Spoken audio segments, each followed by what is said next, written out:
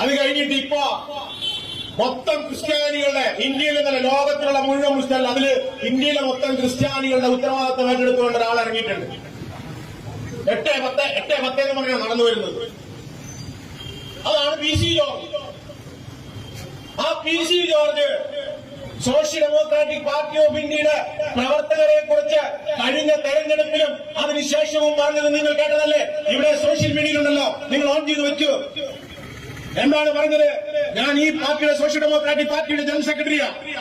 എന്റെ മുമ്പില് PC George എന്ന് പറയുന്ന കാൻഡിഡേറ്റ് 2 കൈയും കൂപ്പിക്കൊണ്ട് പറയുന്നു, മോനെ റോയി, എന്നെ ജയിപ്പിക്കണം, നിങ്ങൾ വിചാരിച്ചാലേ ഇവിടെ നടക്കൂ. ഞാനും അഡ്വക്കേറ്റ് കെ അഷ്റഫ് എന്ന് പറയുന്ന അന്നത്തെ സംസ്ഥാന പ്രസിഡന്റുമായിട്ട് ഈ രാജ്യവേട്ടയിൽ നിന്ന് പറഞ്ഞു, നിങ്ങളെ ഞങ്ങൾ ജയിപ്പിക്കും, പക്ഷെ ഞങ്ങൾക്ക് വേണ്ടി നിങ്ങൾ നിയമസഭയിൽ സംസാരിക്കണം.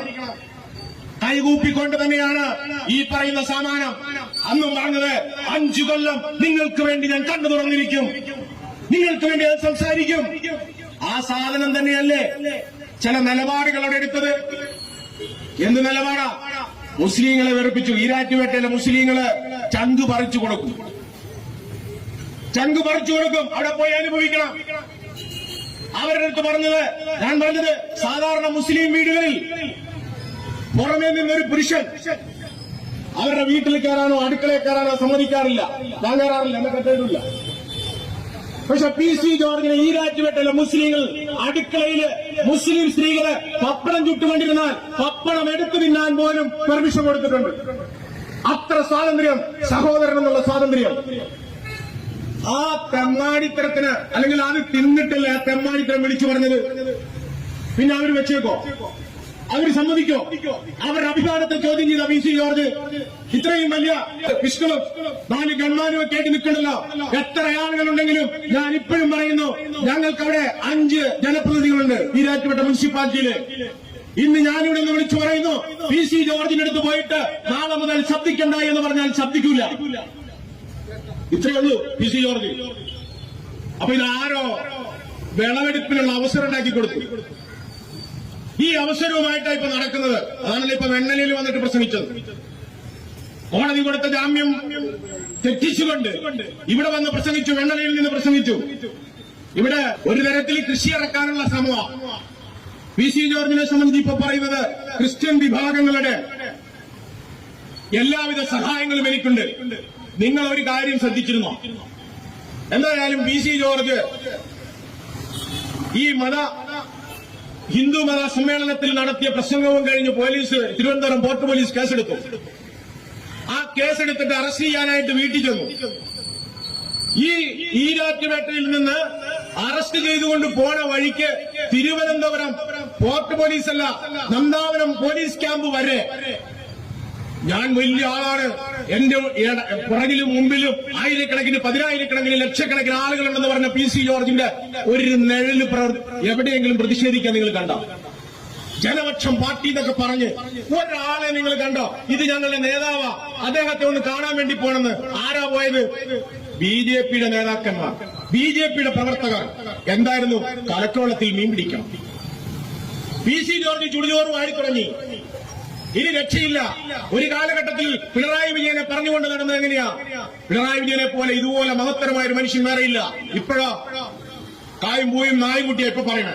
ഇത് കഴിഞ്ഞ ഉമ്മൻചാണ്ടി, അത് കഴിഞ്ഞപ്പോഴോ അതേ ഭാഷ തന്നെ അവിടെ ഉപയോഗിക്കുന്നു. SDPക്കാരെ കുറിച്ച് പറഞ്ഞെന്താ? ഇവരില്ലെങ്കിൽ ഞാൻ MLA അല്ല, 28,000 വോട്ടിന് ജയിച്ചു. അത് കഴിഞ്ഞ് വീണ്ടും സുരേന്ദ്രനെ അന്വേഷിച്ച് നടക്കുക. സുരേന്ദ്രനോടും ബഹുത്ത് പ്രേമമാ. സുരേന്ദ്രന്റെ മകന്റെ കല്യാണം നിങ്ങൾ കണ്ടില്ലേ? മുസ്ലിങ്ങളെ മുഴുവൻ കുറ്റം പറഞ്ഞു PC ജോർജ്. അവിടെ യൂസഫ് അലി പങ്കെടുത്തു ആ കല്യാണത്തിൽ, സിനിമാ നടൻ മമ്മൂട്ടി പങ്കെടുത്തു. എന്റെ PC ജോർജ് പോകാഞ്ഞത്? എന്നെ വിളിച്ചില്ല. വിളിക്കാത്ത കല്യാണത്തിന് ഞാൻ പോകില്ല. അപ്പൊ PC ജോർജിനെ സംബന്ധിച്ച് BJPയുടെ ആളുകൾക്ക് എത്രത്തോളം താല്പര്യമുണ്ട്. കാരണം 4 ആള് കൂടുന്നിടത്ത് കൂട്ടാൻ കൊള്ളില്ല എന്ന് അവർക്കും അറിയാം. അതുകൊണ്ടാണ് അവര് ഈ പറഞ്ഞ കല്യാണത്തിന് വിളിച്ചില്ല, അവിടെ വല്ലോ പറഞ്ഞു അത് കുളവാക്കിയാലോ, ആ മംഗളകർമ്മം കൂടി കുളവാക്കും. ഞാൻ പറഞ്ഞത് PC ജോർജിനെ പിടിച്ചു കെട്ടണമെന്ന് നമ്മൾ പണ്ട് പറഞ്ഞു. നിയമപരമായി പിടിച്ചു കെട്ടണം.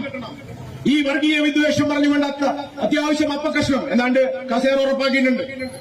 കേന്ദ്രത്തിൽ എന്തോ കസേര കമ്മീഷൻ കൊടുക്കാന്ന് പറഞ്ഞിട്ടുണ്ട്. അത് കിട്ടാൻ വേണ്ടിയാണ് ഇപ്പോൾ നടക്കുന്നത്. മേടിച്ചോട്ടെ, അബ്ദുള്ള കുട്ടിക്ക് കിട്ടിയില്ലേ ഹജ്ജ് ചെയർമാൻ? മൂപ്പര് പ്രസംഗിക്കുന്നുണ്ടില്ല. ഷെയ്ഖിനെ വിളിച്ചോട്ട് പറഞ്ഞപ്പോ തന്നെ ഹജ്ജില് 10,000 എണ്ണം കൂട്ടി. ഈ പറഞ്ഞ അബ്ദുള്ള കുട്ടി മുസ്ലിം ആണോ എന്ന് പോലും എനിക്കൊരു സംശയമാണ്. ഹജ്ജിന് പോകണമെങ്കിൽ ചില നടപടിക്രമങ്ങളൊക്കെ ഉണ്ടല്ലോ. ആ നടപടിക്രമങ്ങൾ പൂർത്തിയാക്കിയിട്ട് വേണം പോകാൻ. അതുപോലും അറിയാതെ നരേന്ദ്രമോദിയോടുള്ള വികാരം കൂടിയിട്ട് ഇല്ലാത്തതും ഒക്കെ നമ്മളൊക്കെ ഇന്ന് കേട്ടാൽ മനസ്സിലാവില്ല എന്നുള്ളതാണ് ഭാഷ. വിളിച്ചിങ്ങനെ പറയുക. എന്തായാലും കുറച്ചാളുകൾക്കൊക്കെ അത് ചിലപ്പോൾ ഗുണകരമായിരിക്കും. ഏതായാലും പുണ്യകർമ്മത്തിന് പോകാനുള്ള അവസരം കിട്ടുന്നെങ്കിൽ അത് കിട്ടട്ടെ. അതുള്ള കുട്ടി വഴിയെങ്കിൽ അതുള്ള കുട്ടി വഴി. അതിനൊന്നും നമ്മൾ തർക്കം പറയുന്നില്ല. ഇവിടെ രാജ്യത്തിന്റെ ഇന്ന് ഈ നടന്നുകൊണ്ടിരിക്കുന്ന RSSന്റെ കൊള്ളരതായ്മകൾ, RSSന് രാജ്യം തകർക്കണം, രാജ്യത്തിലുള്ളവരെ തകർക്കണം, രാജ്യത്തിന്റെ മുഴുവൻ സ്വത്തുക്കളും തകർക്കണം, രാജ്യത്തെ ജനങ്ങളെ ഇല്ലായ്മ ചെയ്യണം, രാജ്യത്ത് കലാപം ഉണ്ടാക്കണം, രാജ്യത്ത് എന്തൊക്കെ അനിഷ്ടതയുണ്ടാക്കണോ അതെല്ലാം ഉണ്ടാക്കണമെന്നുള്ള താല്പര്യത്തിൽ നടക്കുന്ന RSSന്റെ പ്രവർത്തനങ്ങളെയാണ് social democratic party of India എതിർക്കുന്നത്. അത് പ്രവർത്തിക്കാനുള്ള സാഹചര്യം ഉണ്ടാക്കുന്നത് BJP വഴിയാണ് എന്ന് മാത്രം. ഇവിടെ രാജ്യത്ത് നിയമം ഉണ്ടാക്കണമെന്ന് പറയുന്നത് ആരാ? BJP അല്ല, RSS ആണ്. രാജ്യത്ത് പല രീതിയിലുള്ള പല നിലപാടുകളും സ്വീകരിക്കുന്നത്. ഇപ്പോ കേരളത്തിൽ കോഴിക്കോട് നമ്മൾ കണ്ടു, പേരാമ്പ്രയിൽ ഒരു സൂപ്പർ മാർക്കറ്റിൽ കയറിയിട്ട് ഹലാലല്ലാത്ത ബീഫ് വേണം. ഹലാലല്ലാത്ത ബീഫ്. അപ്പൊ ഹലാലല്ലാത്ത ബീഫ് RSSകാരനും BJPക്കാരനും തിന്നു തുടങ്ങി എന്നുള്ള കാര്യം ഉറപ്പായി അല്ലേ? ഹലാലാണെങ്കിലല്ലേ പ്രശ്നമുള്ളൂ. ഞങ്ങൾ ഹലാലല്ലാത്ത തിന്നു തുടങ്ങി. ഇനി ചിലപ്പോ അതുമേലെ നിൽക്കൂല, നല്ല മൂരി തന്നെ വേണ്ടി വരും ഇവറ്റങ്ങൾക്ക്. ഇനി അതില്ലാതെ ജീവിക്കാൻ പറ്റൂല. അപ്പുറത്ത് പോയി ഇപ്പൊ കണ്ണൂര് പോയിട്ട് പറയുന്നത് ഷവർമ പറ്റൂല. കുറെ ഈ ഷവർമ കച്ചവടം നടത്തുന്ന കുറെ കച്ചവടക്കാർ വൃത്തിഹീനവും അല്ലെങ്കിൽ അതുപോലെയുള്ള വിലയിലെ വ്യത്യാസവും ചില ഇടപാടുകളൊക്കെ ഉണ്ട്. പക്ഷെ ഇതൊരു ഉപജീവന മാർഗമാണ്, ഭക്ഷണമാണ്. അത് നല്ല രീതിയിൽ നടത്തുന്നവരുണ്ട്. അതിന് നോട്ടീസ് കൊടുത്തിരിക്കുകയാണ് BJPയുടെ ഓഫീസിൽ നിന്ന്, RSSന്റെ ഓഫീസിൽ നിന്ന്. ഷവർമ വിൽക്കാൻ പാടില്ല.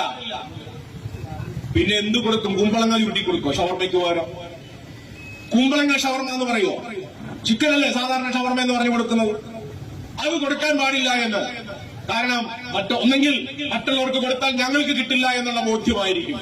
അതാണല്ലോ ഇപ്പോ ഇതുപോലുള്ള പ്രവൃത്തിയുമായിട്ട് ഇറങ്ങിയിരിക്കുന്നത്. ഇതിന്റെ എല്ലാം പിന്നിൽ രാജ്യത്ത് നാട്ടിൽ കലാപമുണ്ടാക്കണം. ഈ കലാപമുണ്ടാക്കുന്ന ആളുകളെ, RSSകാരനെ, BJPക്കാരനെ നമ്മുടെ രാജ്യത്തെ നിയമം, പോലീസ് കുത്തിരി പിടിക്കണം. ആ കുത്തിരി പിടിച്ചാൽ മുറുക്കി പിടിക്കണം.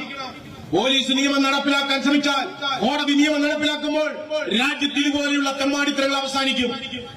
രാജ്യത്ത് സമാധാനമുണ്ടാക്കും. എല്ലാ പാർട്ടിക്കും പ്രവർത്തിക്കാൻ അവസരമുണ്ടാകും. ആ സംവിധാനമാണ് രാജ്യത്ത് നടപ്പിലാക്കേണ്ടത്. ഇങ്ങനെയുള്ള ഈ കുപ്രചരണങ്ങളാണ് BJPയുടെ വംശത്തെ. മുസ്ലിങ്ങളെ വേണ്ട, ക്രിസ്ത്യാനികളെ വേണ്ട, ദളിതുകളെ വേണ്ട, ഇവരാരും രാജ്യത്ത് വേണ്ട എന്നുള്ള തീരുമാനവുമായിട്ട് പോയ 2024 BJPയുടെ തീരുമാനം പറയുന്നത്, RSS പറയുന്നത് ഹിന്ദുക്കളല്ലാത്തവരാരും ഇനി പാർലമെന്റിൽ വരാൻ പാടില്ല. ഹിന്ദുക്കൾ മാത്രം പാർലമെന്റിൽ വന്നാൽ മതി. 2025 ഏക സിവിൽ കോഡ് നടപ്പിലാക്കണം. നടക്കോ? നടക്കുന്ന അവർക്ക് ഉറപ്പുണ്ടോ? നമുക്കുറപ്പുണ്ട് നടപ്പാക്കാൻ പറ്റില്ല. SDP പറയുന്നു നടപ്പാക്കാൻ സാധിക്കില്ല എന്ന്. പല BJPയുടെ പല സംസ്ഥാനങ്ങളിലും CPMകാരിപ്പോ നമ്മൾ RSSകാരെ പറയുമ്പോ BJPക്കാരെ പറയുമ്പോ തൽക്കാലം ഇതെല്ലാം കേട്ട് സൂഹിക്കും. ഇതൊക്കെ ഞങ്ങൾ പറഞ്ഞതാ. ആർക്ക് ഉള്ളുണ്ടായാലും അതിനെയൊക്കെ ദന്താവകാശം ഏറ്റെടുക്കാൻ ചില സമയത്തുണ്ടാവും. പക്ഷേ അരുത് കാട്ട എന്ന് പറഞ്ഞുകൊണ്ട് കൈക്ക് പിടിക്കാൻ നേരത്തെ ഒരു CPMകാരനുണ്ടാവില്ല. ഇവിടെ ഇപ്പൊ കേരളത്തിൽ കിടന്ന് ചില CPMകാരും DYFIക്കാരും ഒക്കെ വളരെ വീരവാദമൊക്കെ പറയും. പാലക്കാട് വാളയാർ ചെക്ക് പോസ്റ്റ് കഴിഞ്ഞാൽ പിന്നെ തമിഴ്നാടിന്റെ ബോർഡറായി SDP-കാരനുണ്ട്. അപ്പുറത്തോട്ട് പോയാൽ കർണാടകയിൽ SDP-കാരനുണ്ട്. ഗോവയിലേക്ക് പോയാൽ SDP-കാരനുണ്ട്. രാജസ്ഥാനിൽ പോയാൽ എന്തിന് ഡൽഹിയിലെത്തിയാലും SDP-കാരനുണ്ട്. CPM-കാരൻ എത്ര പേരുണ്ട്? ഒരെണ്ണം എടുക്കണ്ടേ? ഇപ്പൊ വന്ന് CPM-ന്റെ മാർക്സിസ്റ്റ് കമ്മ്യൂണിസ്റ്റ് പാർട്ടിയുടെ കയ്യിലിരിപ്പ് കൊണ്ട് വളർന്ന് പടവളങ്ങ പോലെ കിഴപ്പോട്ട് വന്ന് 3 MP-മാരിൽ അവസാനിച്ചു. ദേശീയ അംഗീകാരം നഷ്ടമായി. CPIM-ന്റെ ദേശീയ അംഗീകാരം പോലും നഷ്ടപ്പെട്ടിരിക്കുന്നു. എന്നിട്ടും പറയുന്നത് കേരളത്തിൽ ഞങ്ങൾ വലിയ സംഭവമാണ്, സമ്മതിച്ചു. ഞങ്ങളിത് വികസനവുമായി പോവുക. വികസന കുതിപ്പ് വളരെ ബലം പിടിച്ചു നിൽക്കുക. കേരളത്തില് ഭക്ഷ്യ സബ്സിഡി കൊടുത്തിട്ടില്ല, റേഷൻ സബ്സിഡി കൊടുത്തിട്ടില്ല, മണ്ണെണ്ണ സബ്സിഡി കൊടുത്തിട്ടില്ല. എന്തിന് ആളുകൾക്ക് KSRTC ഓടിക്കാൻ ഡ്രൈവറിന് ശമ്പളം കൊടുത്തിട്ടില്ല. ഞങ്ങൾക്ക് കേരളയിൽ നടപ്പാക്കണം. കേരളയിലാണ് ഞങ്ങളുടെ മോഹം. വേറൊരു